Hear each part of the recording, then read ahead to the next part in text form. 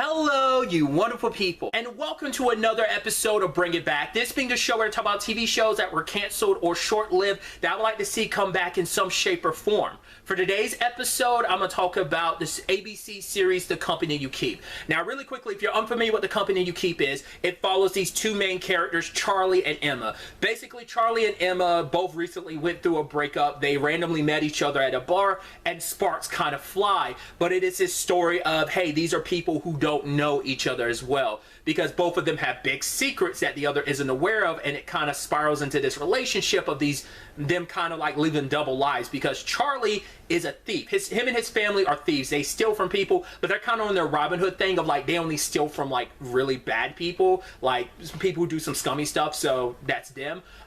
Whereas Emma is a CIA agent, and now ultimately what brings these two groups together is because unbeknownst to each other, Charlie is caught up in dealing with the criminal organization that Emma is trying to take down. It revolves around this woman named Daphne. She's kind of blackmailing Charlie and his family, like holding them like, hey, you owe me, so you have to work for me, while Emma's like simultaneously investigating Daphne and trying to bring down the whole organization.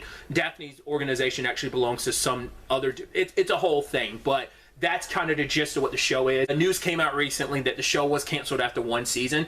I think it was a big success for the ABC and just probably like reception-wise, because I think most people watch the show, like the show, but what it comes down to is ratings. Because I figured, like, with everything going on, the writer strikes and ratings, I figured that would kind of be a big part in determining the show's future. And sadly, it turns out the show just, not enough people watched it, which is such a shame because it's a really, really good show. And the fact is, there is so much story left to tell. Things are resolved to some extent in season one, but there's still enough that, I mean, all the storylines are there kind of resolved, but it's still like, right, where would these characters go forward? It's kind of a bummer that we didn't get that. I recommend you, if you haven't checked out the show, you should. It's only 10 episodes long. It's about 40-minute long each episode.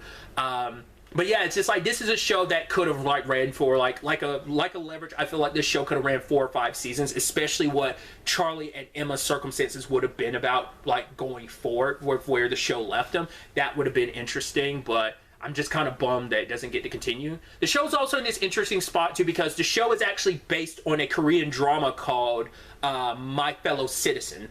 Is it My Fellow Citizen or My Fellow Citizens? But basically, like, gist-wise, the original Korean show and The Company You Keep, the American adaptation, like have similar things. It's like the heart of the show is the same: a criminal and someone in law enforcement getting together, not knowing the truth about each other, and circumstances like evolve from there.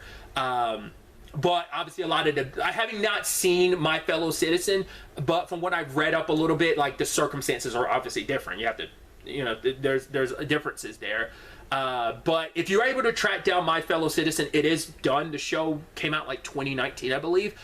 It's like, from what I saw one place saying 40, but I think it is only 36 episodes. Each episode's like a little over half an hour. So I'm interested to try and track it down and see if I'm able to watch it, especially with this circumstances. So that's where it's like The Company You Keep is kind of interesting, where it's like the original Korean drama, if you're interested in Korean dramas or not, is there, and it is a complete story. At least I'm assuming most Korean dramas usually are like one and dones. I mean, that's been my experience so far, but I'm not like deep in the weeds when it comes to Korean drama, so I could be completely wrong in that regard. But it's still a thing of, this is a show I got to know first, and I've come to know these characters and love these characters, and it's just such a bummer that, once again, that's always my issue. I mean, it makes sense. If no one's watching the show, like, you know, that's always going to be like the Death and Nina show, just not enough people watching it. And I just think it's such a bummer, because I think this was a great show that's so good that could have definitely had legs. I would have loved to see this show go 4 or 5 seasons, and I said it at the time when I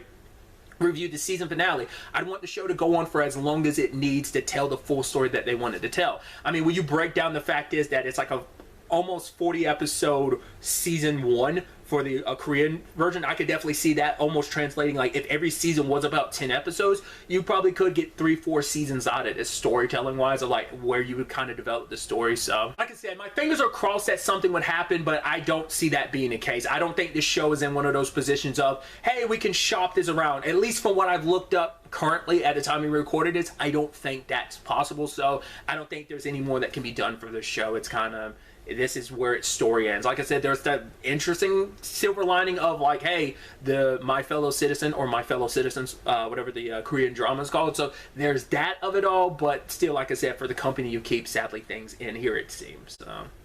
Like I said, it's such a bummer, but once again, that's just how things go. But really, that's all I wanted to talk about. Till the next time we meet, be happy, be safe, live life to the fullest, and enjoy it. Good day, and goodbye.